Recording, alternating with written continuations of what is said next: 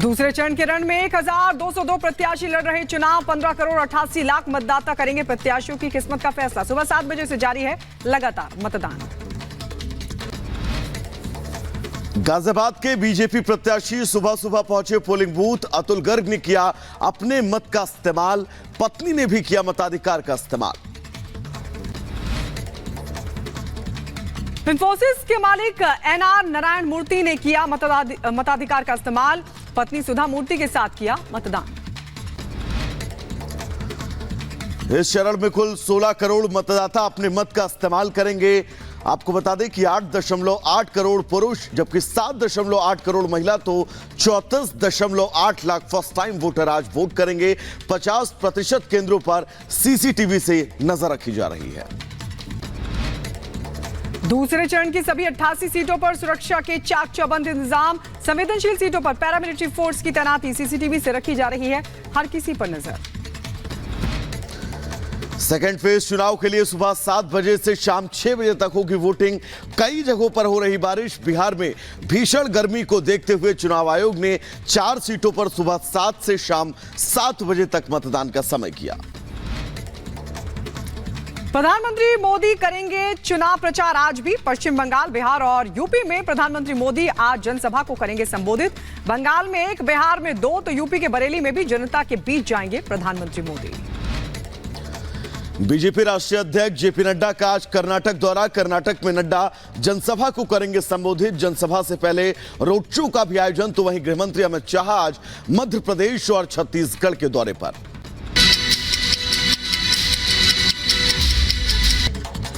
आपके साथ हिमानी नैथानी। तो लगातार हम आपको तस्वीरें दिखा रहे हैं। लोकतंत्र का जो महापर्व है वो जारी है। आज दूसरे चरण के लिए जो वोट है वो इस वक्त डाले जा रहे हैं। 7 बजे से मतदान की प्रक्रिया शुरू हो चुकी है। आज 13 राज्य और 88 लोकसभा सीट हैं जिनके लिए वोट डाले जा रहे हैं। मेरी खुद की मौजूदगी इस वक्त गाजियाबाद में है जहां से चुनावी मैदान में बीजेपी की ओर से अतुल गर्ग हैं।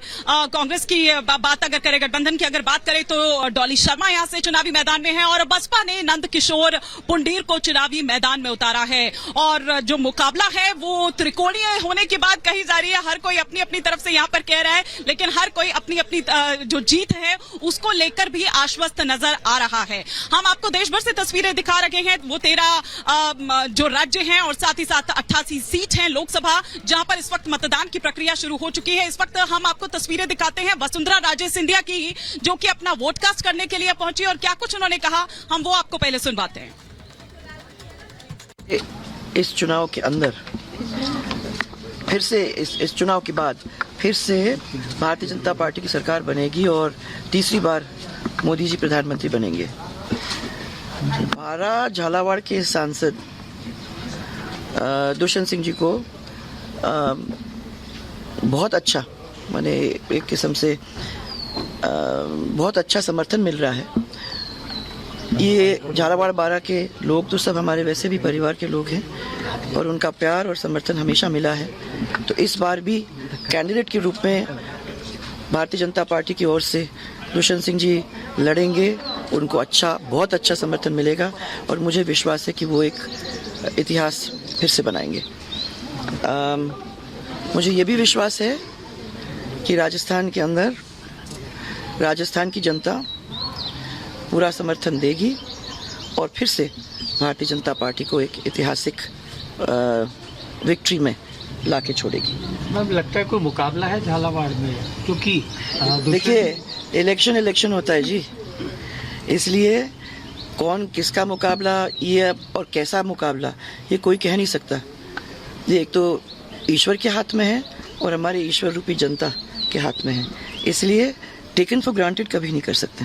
आपने भी पिछले कई दिनों से लगातार यहाँ काफी मेहनत की, तो जनता का किस प्रकार का रुझान? मैं समझती हूँ कि मेहनत से ज्यादा मैंने इनके सबके साथ मिलना मिलाना, घूमना फिरना और इनका प्यार लेना, यही इसका मजा लिया है। और क्योंकि मैं अब इतने सालों से इनको अच्छी तरह से जानती हूँ, मुझे मालूम है कि इनका रुझान अच्छा रुझान है और जिस तरीके से उन्होंने अभी तक हम लोगों को साथ दिया है उसी तरीके से उनको साथ देने का काम करेंगे। वसुंधरा राजे सिंधिया को आप सुन रहे थे, वो क्या कुछ कह रही थी। हम आपको तस्वीरें दिखा रहे हैं। वसुंधरा राजे सिंधिया को आप सुन रहे थे कि वो क्या कुछ कह रही हैं यहाँ पर, और साथ ही साथ ये एक मैसेज देने की भी कोशिश, सुबह सुबह खुद अगर वो पहुंच रहे हैं मतदान के लिए तो ये एक मैसेज देने की कोशिश उन तमाम वोटर्स को कि वो भी अपने घरों से निकले और अपना जो मतदान है वो वहां पर दे। कुछ लोग हमारे साथ भी, हम सत्य विजय का भी रुख करेंगे, कुछ लोग हमारे साथ यहाँ पर हैं। आप अपना वोट दे चुके हैं? एक बार वो स्याही लगी उंगली दिखाएं और साथ ही साथ वो मुद्दे पे दिखाएं जिन्हें सोचकर आप यहाँ बटन दबाने के लिए आए। देखिए, ये वोट डालना सबसे इम्पोर्टेंट काम है। पहले सही बोला है किसी ने, पहले मतदान फिर जलपान, ये सबसे इम्पोर्टेंट राइट है हमारा और हमें इसको जरूर एक्सरसाइज करना चाहिए। It's very important for our future generation also. Have taken my child also, मेरा बेटा भी साथ में आया है ये देखने के लिए कि वोट कैसे डाला जाता है। बच्चे तो लेकिन अलाउड नहीं होते, आप क्या करेंगे? मेरी मम्मी मुझे लेके आई हैं। अच्छा, मम्मी जबरदस्ती लेकर आएंगे क्या?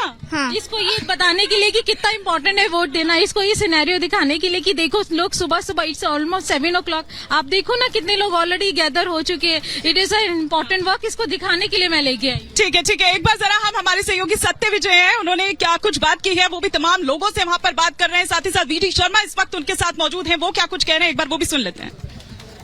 बताऊं प्रियंका जी, आपकी माँ ने कभी मंगलसूत्र पहना? आपने माँ ने कभी बिंदी लगाई? आपकी माँ ने कभी सिंदूर भरा? आपनी माँ ने कभी बिछिए पहने? आपकी माँ ने कभी पायल पहनी? जानती है पायल क्या होती है? प्रियंका जी खुद आप बता दीजिए। जो आप कहती हैं मंगलसूत्र मेरे परिवार का मंगलसूत्र शहीद हो गया। ये जनता, मध्य देश की जनता आपको बेहतर तरीके से पहचानती है, इमोशनली नहीं।